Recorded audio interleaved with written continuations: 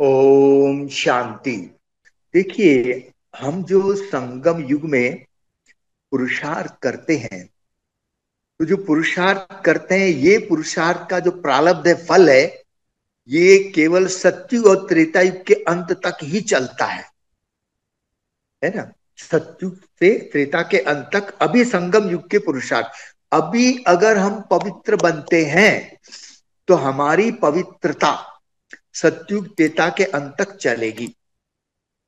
परंतु द्वापर युग से नए सिरे से कर्म का हिसाब किताब शुरू होगा, क्योंकि सतयुग त्रेता युग में कर्म का हिसाब नहीं है।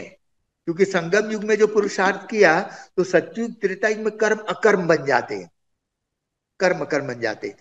परंतु द्वापर युग से एक का एक गुना फल मिलता है ना।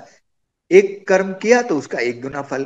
तो द्वापर युग से जो, हमें तो याद नहीं रहता सतयुग त्रेता युग में हम देवी देवता थे, द्वापर युग में हमारा फिर से वही नॉर्मल जीवन चलता है। और पुनर्जन्म लेते लेते लेते लेते माया के वशीभूत हो करके हम 63 जन्म तक अपवित्र बनते रहते, पतित बन जाते, है ना। तो हमने जो फिर, हमारी पतितपना इतनी गहरी हो गई, संस्कार इतने कड़े हो गए, तो अब क्या करें।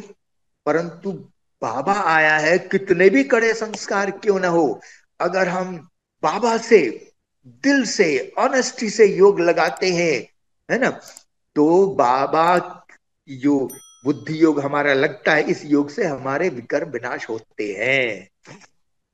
और जब विकर्म विनाश होते हैं, हाँ यह है कि अभी बाबा ने, अभी कुछ दिन पहले की मुरली में बाबा ने कहा, अभी विकर्म विनाश करने का समय है।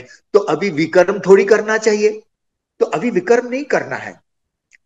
तो अब कई लोग सोचते हैं कि ठीक है, हम अभी योग से पवित्र बन गए, तो पवित्र बन गए, तो उनको लगता है कि ये परमानेंट पवित्र बन गए, कि जैसे द्वापर युग से पतित बनेंगे ही नहीं। ऐसा नहीं है, क्योंकि ये तो ड्रामा है ना, वो तो प्ले है। अभी जो संगम युग में पुरुषार्थ कर रहे हैं, अभी जो पवित्र बन रहे हैं, वो सतयुग त्रेता युग की पवित्रता के लिए है। हाँ, पवित्रता के संस्कार अगर आपके बहुत ज्यादा है तो द्वापर के थोड़ा सा और आगे चलेंगे।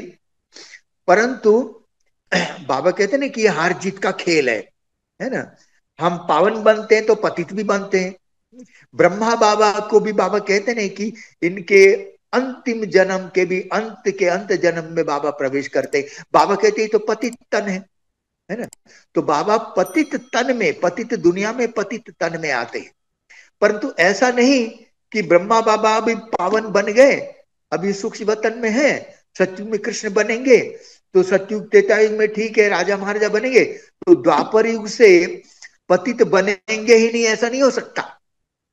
जब ब्रह्मा बाबा की आत्मा भी पाठ बजाते बजाते पतित बनती है, कोई परमानेंट पावन तो बने नहीं ना, ये साइकिल है, ये सृष्टि परिवर्तनशील है। तो हमेशा सतयुग जैसा पवित्र रहेंगे ऐसा कभी नहीं हो सकता, और हमेशा कलयुग जैसा पतित ही बने रहेंगे ऐसा भी कभी नहीं हो सकता, क्योंकि सृष्टि परिवर्तनशील है। तो जब तक परिवर्तन को ध्यान में नहीं रखेंगे, परमानेंट कोई भी चीज नहीं है, हमारी स्थिति भी परमानेंट नहीं है ना। तो इसीलिए ऐसा समझना भी भूल है कि हम अभी संगम युग में परमानेंट पतित बन गए तो अगले कल्प में हमारे द्वापर से कलयुग तक कोई पतितम बनेंगे ही नहीं, ऐसा नहीं हो सकता। वो तो होगा, क्योंकि ड्रामा हूबहू रिपीट होता है। पतित बने फिर पावन बनेंगे। तो हमें नेगेटिव बातों को ना सोच करके पॉजिटिव बातों को सोचना है, क्योंकि सत्युग त्रेता युग पॉजिटिव साइकिल है। तो उस दुनिया में जाना है तो हमें सब पॉजिटिव थिंकिंग भी रखना पड़ेगा। तो हमेशा कलयुग की दुनिया की बातों को ध्यान में रखते हुए पुरुषार्थ करेंगे तो वो नेगेटिव बातें रह जाएगी नहीं।